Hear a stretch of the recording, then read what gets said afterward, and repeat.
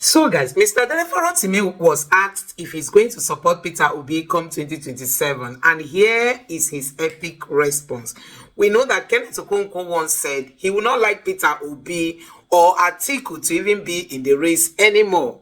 He wants somebody who is very active, who can match the madness that is seen among the Nigerian politicians. That Peter Obi is too cool to fight these Nigerian politicians. Anyway, here is the response of Mr. Dele Farotimi when he was asked if he's going to support Peter Obi come 2027. Should Peter Obi be in the race? Take a look. I saw what happened with Kenneth Okonkwo, who said he no longer speaks for Peter Obi because he doesn't think that he has the grit and the firmness to be able to handle issues. Are you still with Peter Obi? Do you hold similar notion, or what do you make of that kind of situation where he thinks what is going on in the Labour Party needed a firm and a very, very strong handling, but he didn't see that that Peter Obi was able to handle that situation the manner in which he did. Are you also disappointed with what is happening in the Labour Party? Let me say this. What is happening in the Labour Party is, for me, the noise next door. I'm not a member of the Labour Party, and I have labored to make this clear before the election, during the election, and after the election. I have not concerned myself with what is happening in the Labour Party.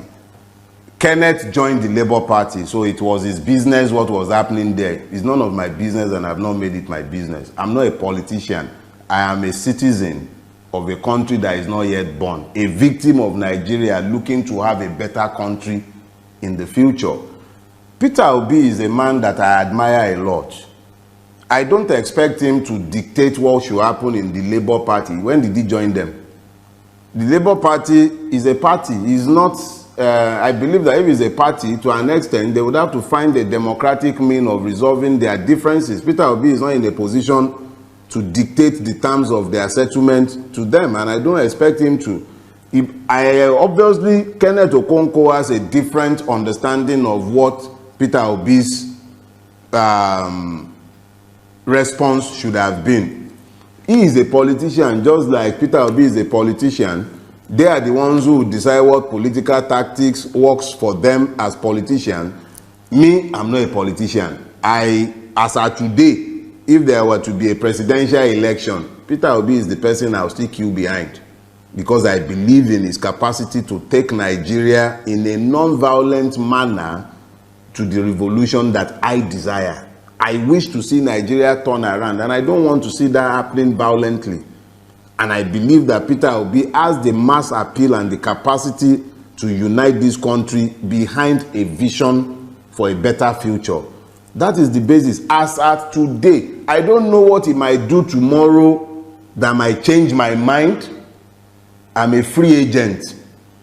It might be that tomorrow he decides to align himself with persons that I do not believe I can work with, people that I believe cannot bring anything good to Nigeria. And on account of that, I might decide, okay, hasta la vista, we can't work together. But as of today, barring any dramatic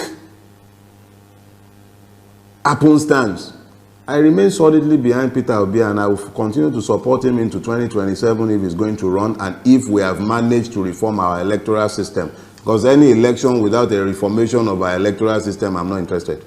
I mean, Kenneth Okonkwo went as far as saying, for 2027, Peter Obi, Bola Tinubu, Atiku should move aside. Like, you are of the opinion that 2027, you are of the opinion that 2027, Peter Obi should realign or go back to the ring and see through his hat and run again for president. That's your opinion, and that's your stand, isn't it? Let me put it this way. Peter Obi did not lose the last election. Peter Obi won the last election. INEC and the judiciary performed their magic. 2027, there will be no election without a reformation of our electoral system. If the electoral system is not reformed to ensure that beavers and electronic transmission from the polling unit becomes compulsory, I would not even bother to participate in that election, because you can be sure that Tinubu was not in power that ran and snatched and grabbed it, already has the 2027 election results written. A Tinubu that will be busy appointing weakest man as electoral commissioner, the most violent election rigger in Nigeria today, openly is Wike. That is the person whose proxy was being appointed as that's a weighty allegation. Electoral commissioner. That's a weighty allegation. I said it because he's on video. Now I beg she will stop being politically correct. There are multiple videos and audios of Wike enforcing his political will in Rivers State over and above the sovereign will of the people of that state. Violently too. So this is not, please, I don't do beer parlor talk. No, because and when you need to balance things, you can. Are you suggesting? Okay, so let's turn it into an argument. I am saying here, my name remains Dele Farotimi, and I am saying that there are more than enough material online showing Wike violently suppressing the right of the people of Rivers State to elect their chosen representatives. And I am saying that his personal aide, his person, has already been appointed a resident electoral commission since Tinubu came to power. So how can you be talking about a free and fair election in 2027 when it's already a fait accompli that without consequential amendment of the Electoral Act, without a consequential reformation of our judicial system, the same madness that took place in 2023 will repeat itself in 2027. If we do not tell ourselves these basic truths ahead of time, how can we even hope that anything will change? We have to be unapologetic and unrepentant in pushing the truth in their eyes. As I've told you, the truth is both a sword and a shield. I love wielding it as a sword and smashing them on the head with it, and I don't care for their feelings. I don't know how long any one of us is going to live. I'm not going to live my life kowtowing to the opinion, sentiments, or emotions of worthless human beings who have wrecked the life of thousands and millions by their actions and inactions. So we cannot be talking about an election in 2027 in the presence of the multiple madnesses that have remained with us, in the presence of a situation where a corrupt INEC chairman will open his mouth and blithely declare on national TV, go to court. We can't be having that and be talking about an election in 2027. We must at least be honest enough to tell ourselves what is in front of us. If there is going to be an election worthy of his name, I will be out there supporting Peter Obi. If there will be an election, and if we still even have a country, the way Bulaba is going with Nigeria, what do we know that will be left of this country by 2027? What will be left of this country? An emir is being killed in his own domain after ransom war, and we are talking about 2027. An Oba was killed. 2 Obas, for instance, were killed in Ekiti for the other time, and we are still talking about 2027.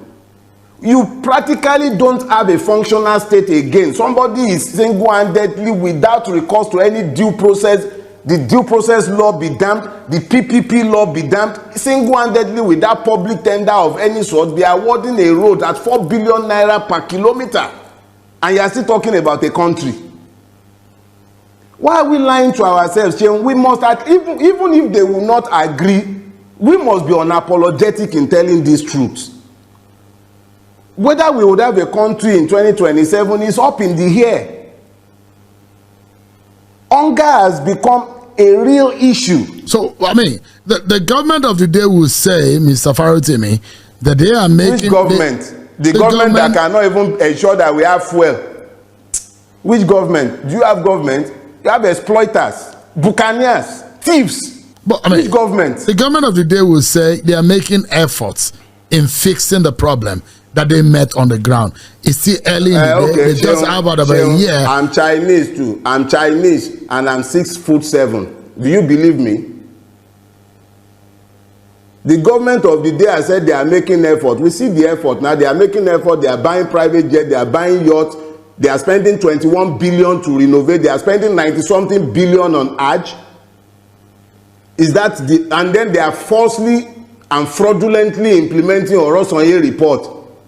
They are busy privatizing NNPC. We are busy refining in Malta and everywhere. We see the effort they are making. So I'm Chinese too, Sheung, and I'm 6'7". Do you believe me? So you don't see any good that this government has done since the last 1 year? It? No, I'm asking. Because I'm a journalist. I'm asking. I had no expectation of anything good from this government. Nobody steals power to benefit the people. It does not happen.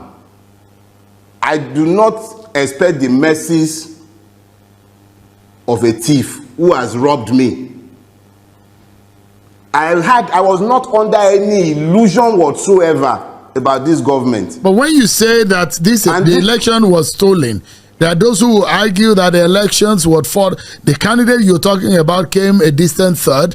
The case went to court, and the first court of first instance went to the Supreme Court, and the court validated the outcome of the election as pronounced by INEC, and that the lawyers were unable to prove that the elections were rigged or fraught with irregularities.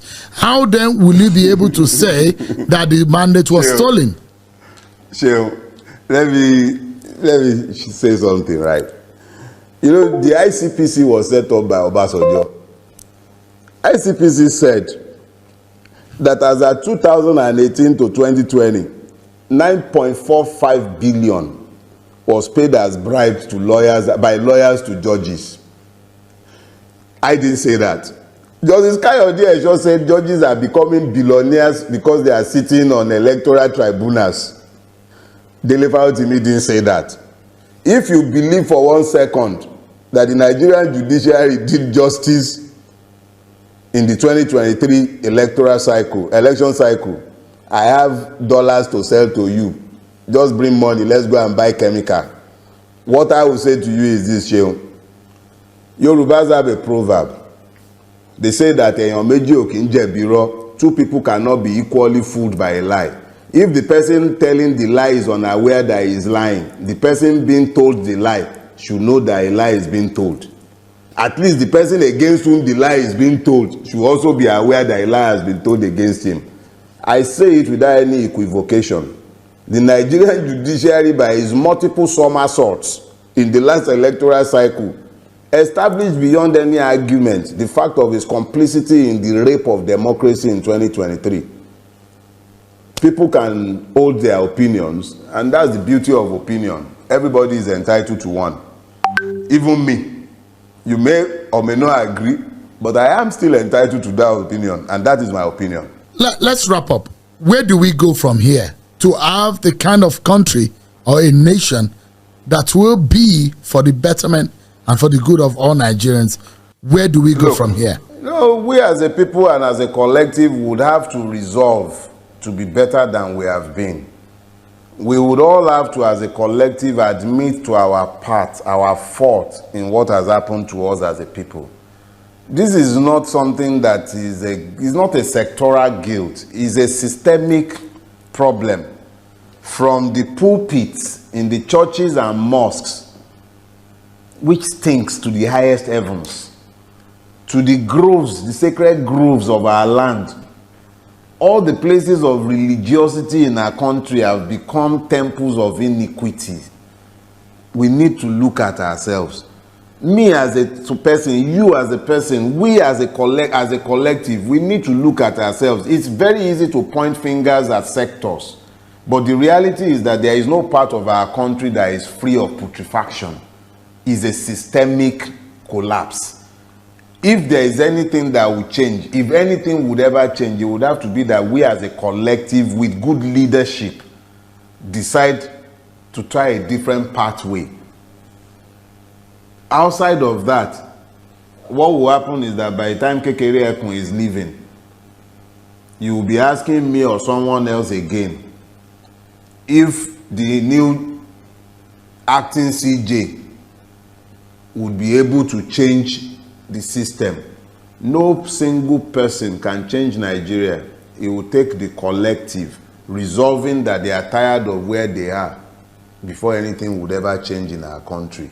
It has taken the collective to normalize the madness that we have become acculturated to. And it will take a critical mass, if not a majority, if that madness is going to ever change. So guys, you have seen it for yourself. Honestly, what Kenneth Okonkwo said, yeah, some people came out and bashed at him that Peter Obi must not behave like the Nigerian politicians for a new Nigeria to be rebuilt. You know, that Peter Obi must not follow them in what we've seen them doing for him to be proven to be strong and mighty. No, that Peter Obi should remain who he is. At due times, the right things will be done and Nigeria will be liberated from the captivity of these Nigerian politicians. But I tell you, you've heard what Mr. Dele Farotimi said. He said Peter Obi is the only person who can save this country. Now, Peter Obi is the only savior of this country. That there is no other politician that he has seen who can match what these people are doing. And I'm standing with Mr. Dele Farotimi because Peter Obi must not behave in a mad way that these politicians have been doing. Look at the judiciary. Look at the judiciary. They say go to court if you don't like it because the courts has been captured. The judiciary has been captured. See how Lawal returned back to the Senate without election. Akpabio returned back to the Senate without election. Hope Uzodinma took first position from fourth position. All kinds of rulings that will keep haunting our judiciary forever. That is what we've seen this politician, bringing into the system. But so guys, yes, Peter Obi is a cool guy and Nigerians appreciate that his coolness, and that is why people are following him organically. And we believe that even with that coolness, he'll be able to do. If not for INEC, Nigerians, just take a look. If not for INEC and the judiciary, the Tinubu wouldn't have seen Peter Obi's back in terms of election victory. If not for what INEC and the judiciary did, that there was a glitch. Hey, Nigerians, let's just focus on the future, because remembering what happened in the last election makes somebody feel bad. Honestly, we just hope that a new Nigeria will be better. Let me know what you think about this in the comment section below. Please don't forget to subscribe to my channel, turn on the notification bell. Thank you.